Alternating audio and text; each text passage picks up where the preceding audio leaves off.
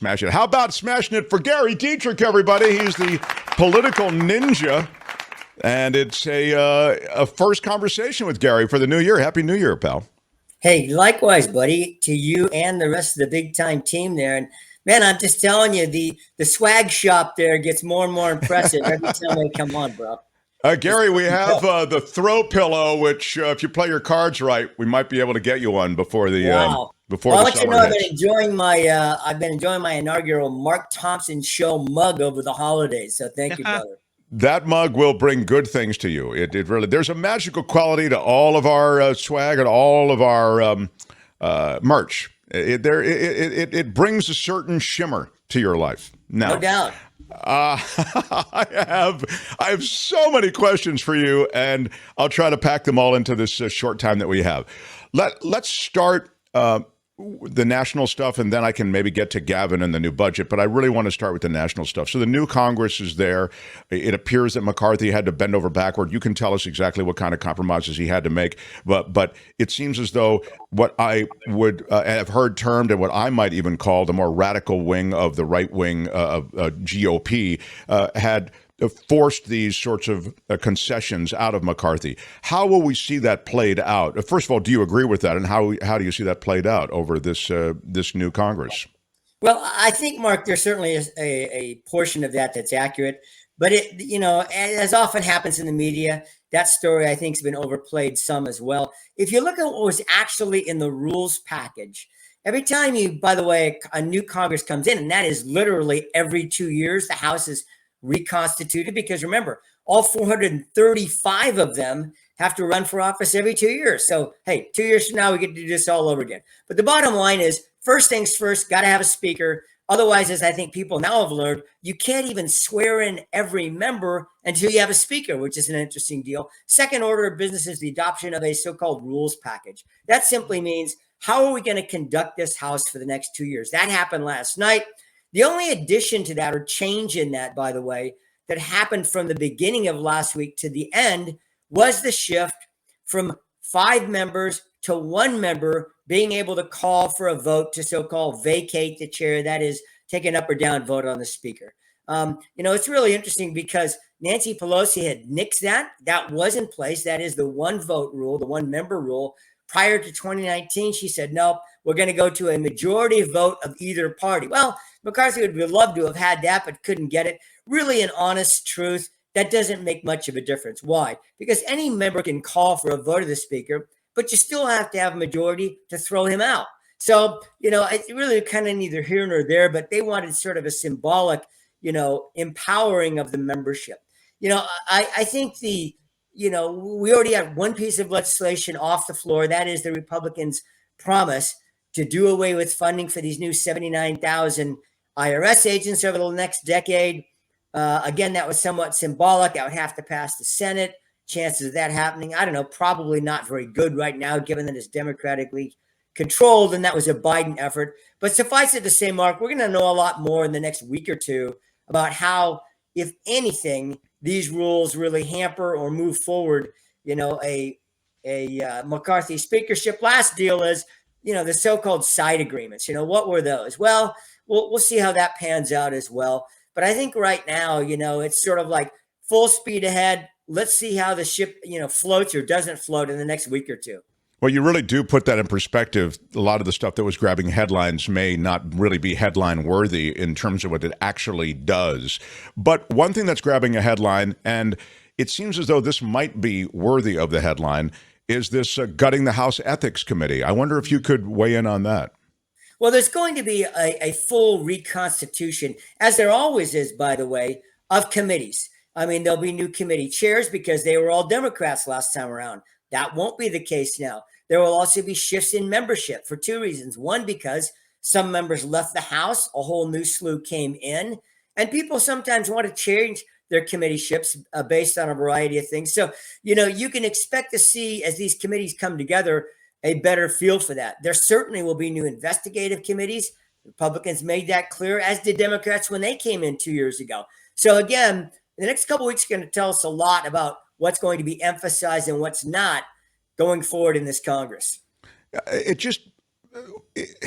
it just does seem as though the Office of Congressional Ethics should exist, though, Gary. Doesn't that? I mean, is it just me? Am I? When you say we'll have to wait and see, I mean, you must concede that dissembling that the Office of Congressional Ethics is, it would seem to run afoul of those things that, to the watching of the watchers, if you want to think of it that way. Right. Well, I certainly think, when you talk about a quote unquote dismantling the Congressional Ethics Office, that can sound bad. The reality of this politically, Mark, is that office would have been staffed up by Democratic staffers. That certainly needs to change in Speaker McCarthy's view. So this is not that uncommon. I would expect to see, here's my expectation. We will have some sort of a congressional ethics operation. It is not uncommon for these panels and offices, et cetera, to be renamed and restaffed. So again, let's see how this plays out. Do I think there's going to be a free-for-all without any ethics rules? I highly doubt it. The question is how that moves forward. One of the big early indications of what's going to happen is how this Republican Congress chooses to move forward or not on the revelations of the last 24 hours that at least maybe a dozen, maybe fewer classified documents were found in President Biden's office. Where does that whole thing go? So there's a lot to be determined here. Again, I'm not trying to make excuses for anybody, but when you reconstitute, happens, by the way, same thing happens here in the California legislature. Certainly if you have a change of speakership, which we're going to have mid-year here, and things, the chess pieces get moved around. Right. I mean, when we talk with you, you do put it into these perspectives, which are healthy. It's just weird against that backdrop, the ethics, and as you say, maybe the restaffing or reconstituting of that ethics committee. I see the quote from George Santos. I mean, here's another guy, and you're right about. And I want to double back to the document thing in a second. But I mean, this guy need the is ethics department, right? Yeah, right, and that's why I mentioned it. I mean, he said, "I think it's fantastic." I mean, and again, maybe you could argue that this is the media spin. I don't know. Santos, of course, lied about his background is under investigation for in multiple countries apparently. And does face at least 2 Office of Congressional Ethics complaints related to his financial disclosures, okay? Now he's sworn in, and I guess he's rooting for what you're talking about, which is a reconstitution of that Congressional Ethics Office, because that would maybe get him off the hook. Well, Santos, look, let's be clear about this. This was a guy, Republican, Democrat, or none of the above, that I'm sure Kevin McCarthy would do just as soon at this juncture had not been elected. I mean, creating more headaches than his one vote was probably worth at this point right.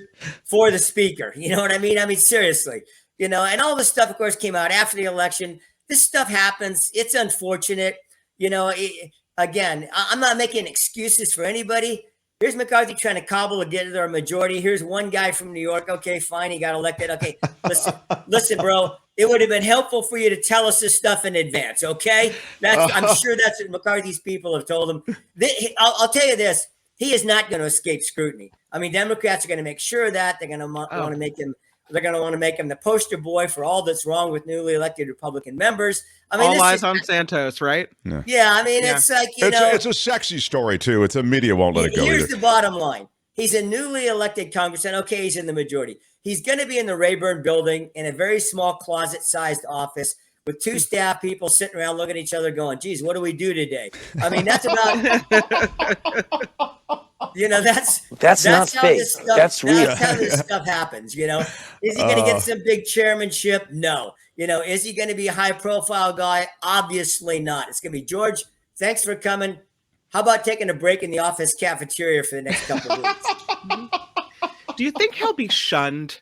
Nobody wants to be seen with this guy. Nobody wants to ally with him. Or do you think they just won't care and they'll just be like, all right, come on in. Let's get it done.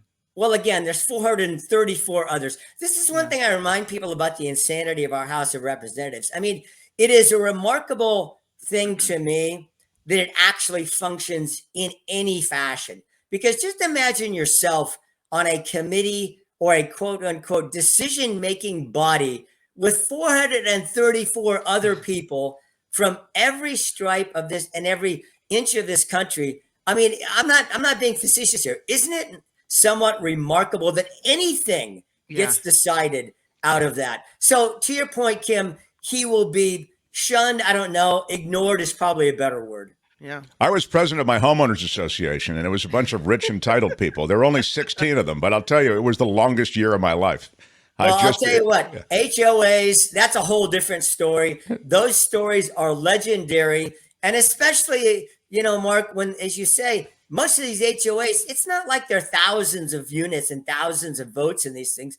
It's not uncommon for there to be a few dozen or less than 100. But you would think, you know what I mean, that you're in the United Nations in some of those meetings. It's true. And by the way, just on the HOA digression, the thing with HOAs, I found this out later, was the small number of people involved in the HOAs, the small number of homeowners is actually bad if you're trying to get stuff done because all the voices are really loud. It's when you have hundreds of units, that's when you can really get stuff done because it becomes this body that just makes a decision and you don't have to sit there and listen to, everybody in 1A and 5B kind of, et cetera. But now to this world of the budget and holding the government. The notion there could be a government shutdown. I was going to say, holding the future of the government, the U.S. government, the funding of the U.S. government hostage to whatever interest. Right. Speak to that possibility. Well, as you guys probably are well aware, two really key things here. Number one, and this goes back to all of our civics 101 classes in high school, all fiscal measures for the federal government must originate in the House.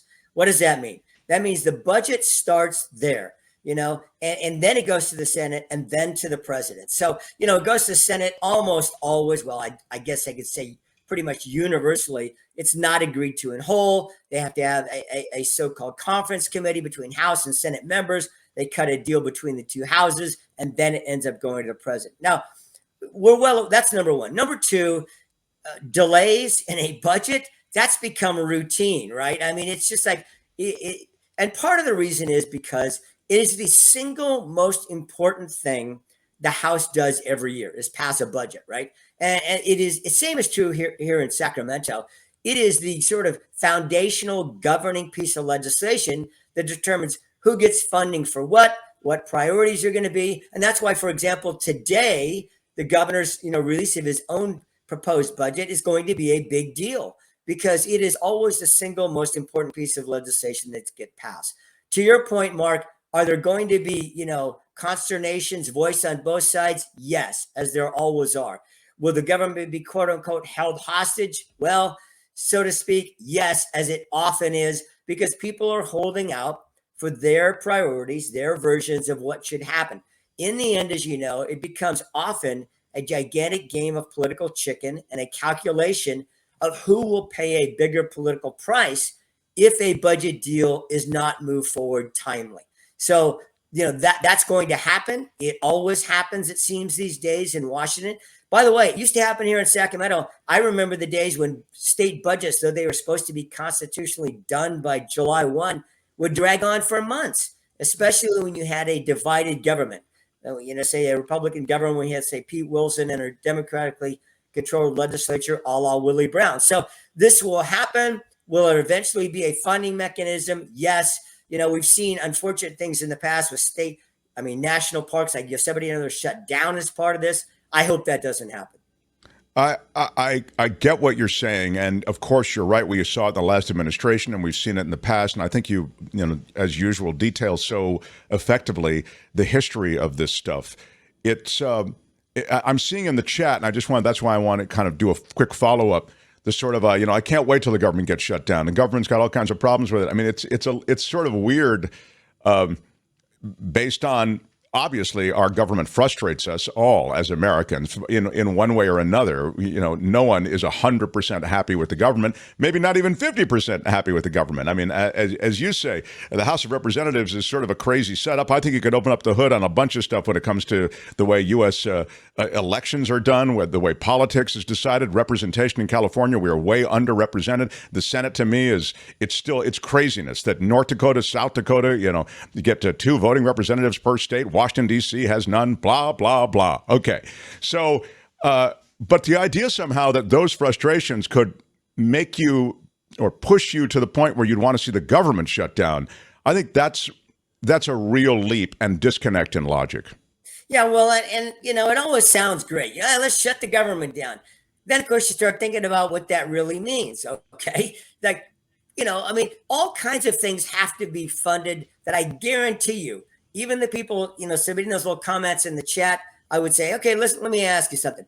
Do you want FEMA funded? Should disaster response, like things happening all over the country right now, do we want that funded? Do we want those people on the job? Yeah, we need that. Okay, great. All right. How about a whole variety of other things? Certainly the military. I mean, you just go down components of the budget. You want to, if you could, and this doesn't happen, but hey, you just want to stop the engines on the USS Eisenhower somewhere in the Pacific today. I mean, it's like the whole notion you're going to stop the government is craziness, right? What people really mean is the stuff I don't like, I want stopped. Right. That's usually what people mean. And I guarantee you, I could find stuff on both sides of the aisle. Hey, would you be okay if that shut down today? Yeah, I'd be okay if that shut down, but not those other 12 things I want. Yeah.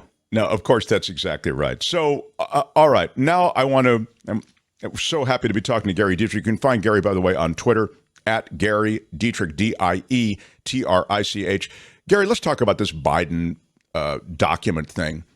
It strikes us, we were talking about it last hour, and we sort of were just teasing the fact that we were going to be talking to you about it, but we kind of just gave it a broad stroke. It's different than the Trump stuff because this is a guy who wasn't actively trying to hide the documents, didn't have to, be delivered with multiple subpoenas and, and sort of had to shake his house till the documents came out type thing in the case of Biden. But that's not to at all excuse this sequestering of certain documents. I wonder if you could speak to this and sort of frame it in a context. And then I'll shut up here, sorry to make this question long. But one of the things I like about Gary, Kim, is that he'll say, well, this isn't quite as bad as they say. He gives you perspective. You do really help reframe things. So I'm wondering where you're going to come down on this Biden thing and how you'll reframe that for me. Well, I think it's, this is the thing about politics more generally, okay? Rarely are things completely black and white. There are some, and those are important to point out. But so often it's a both and equation, Mark. So I'm going to do that again. And this is in no way being mealy-mouthed or wishy-washy. It simply is what is. So here we go. Two things. Number one, is the Biden revelation about some classified documents being found in his private office, apparently in a locked closet or whatever, but still found there. Is it materially different in many ways than the Trump documents? Yes, both in size and scope. Okay, so you had over 300 supposedly classified documents with in Trump's cache. You had, they say maybe 10, 12 here. So there are differences. Yes. On the other hand, and this is important, okay, should anybody be having classified documents accompanying them when they leave an official federal government position? I think we can all in unison say amen and no. All right. One commentator pointed out last night, who worked in the Pentagon, hey, listen, if I had left with one document as a communications person for the Pentagon, I could be federally prosecuted. If it just ended up in my file somehow, right, and it was found, they would probably come after me, tooth and nail. So I think the questions are important to ask. How does this keep happening, right? I mean, how is it that a sitting vice president, after 8 years, he didn't have some staff person just combing the files, right? Okay, here's a box of stuff. Let me just flip through that, make sure there's nothing in there that shouldn't be in there.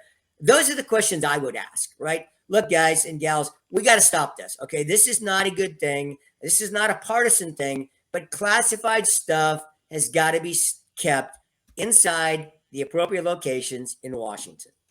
Does it lessen the severity of the Trump situation now that there's a kind of a counterbalance to it? Well, it's certain. There's two components to that, Kim. From a legal perspective, absolutely not. I mean, the facts are the facts, right? So whatever Trump is culpable for and his people, those are the facts. But on the political side, it makes making that argument obviously far less clear cut now, right? That's the challenge. And then you take, people are asking the question today, what does it do to Merrick Garland and the pressure from the January 6th committee, for example, and all the rest of folks to go after Trump? Frankly, it makes his job more difficult because it's going to be so easy now to claim that there's some kind of preferential treatment. If, for example, they filed some charges or a special counsel went after Trump on some of this document stuff, and it doesn't happen for Biden, right? Even though the context is different, even though the scope of it, scale of it might be different, politically, it makes the job more difficult. Well, it's funny because Garland has waited, and he's got this guy is a Jack Smith, who's also, now tasked with dealing with the Trump situation. You see how the political thickets have only become more intense. It hasn't helped get him, Garland, or the Justice Department out from under some of the stuff you're talking about, which are sort of the political realities of these potential prosecutions. What you also see, and then we can finish up here, but it's just kind of great the way this conversation has gone. It ends up in this place I wanted to get to anyway. You also end up with these state charges likely being leveled, and that's a whole different game. Doesn't involve Merrick Garland, right, Gary? The idea somehow that Donald Trump personally involved himself in an attempt to overthrow the results of an election. Yeah, well, that of course, the January 6th thing is separate from the documents, but all of that in the public's mind gets balled together. There's two important components here to keep in mind. One is we are now firmly, and by the way, parenthetically, the Biden people made it clear over the weekend, we can expect an official 2024 announcement from the Biden team that he is running for re-election in the next few weeks. They're talking about a formal launch in April, but I would expect somewhere around the State of the Union time when that date is set. And by the way, that happens at the invitation of the Speaker of the House of Representatives. So that has yet to be determined, but it will happen. We're going to have that. So now my point is, guys, we're already into 2024. That makes all this stuff higher stakes and in some ways more difficult to pull off. And secondly, the challenge I think right now for the Biden team is, why was it that we didn't hear about this when these documents supposedly were turned over right around the midterm? It's just now being made public, by the Biden team, by Merrick Garland's office. That too presents, I think, an additional level of challenge in this whole thing that it's not going to be easy just to, toss aside. But that again, I think you make a really good point when you talk about balling it all together. But that again may exist, with the Justice Department, Garland, political tiptoeing, Biden running for re-election, et cetera. But the Georgia thing, doesn't that continue apace? I mean, in the public's mind, it might all be balled together, but doesn't that run on its own track? Oh, yeah. So does the New York state investigations too, Mark. I mean, all those state things are going to run down the tracks. There's no question about that. But the big kahuna always is Washington, right? I mean, people will ascribe a New York Attorney General, well, this and that, but the legal things are not anywhere near done with, and that could still have significant ramifications, certainly for Trump in a 2024 race, vis-a-vis not only Democratic but his Republican potential opponents, DeSantis or others. Any other questions for Gary? If not, I will excuse the witness, Kim. Anything else we want to ask him about the state budget? Oh, I did want to touch on it, Gary. Was there anything that jumped out on you? We kind of ran down where it seems as though Newsom's priorities are. Obviously, we're looking at a shortfall as opposed to the surplus this time. Right. Maybe give us a second on that, if you would, please. Yeah, we'll know a lot more details when the full detailed budget comes out today, Mark, which we don't have. We got some early indications. The early indications are what we kind of expected. There will be sort of a patchwork to cover over this $25 billion shortfall. Sounds huge, but with the rainy day reserves, with some shifting of funds, there's not an expectation there's going to be giant program cuts in the coming fiscal year. A lot of people in Sacramento are going to be waiting for either the shoe to drop, or are we really going to hit a big time recession at the end of this year? Can I say one quick word about the governor's inaugural march, though, on Friday? Yes. Because I think it's really important what we saw Friday, because it was a made for national TV event when the governor walked down Capitol Mall here in Sacramento, from the Tower Bridge to the U.S., to the state capitol, because on the 2-year anniversary to the day of the storming of the U.S. Capitol, I think Gavin Newsom put an exclamation point on his prospective future.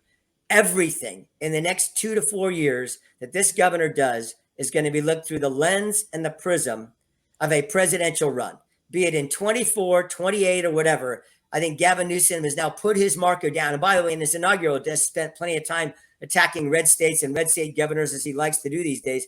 Right now, all eyes on Gavin Newsom are going to be, okay, what's happening with the state budget and all, and, comma, what does this mean for 24, 28?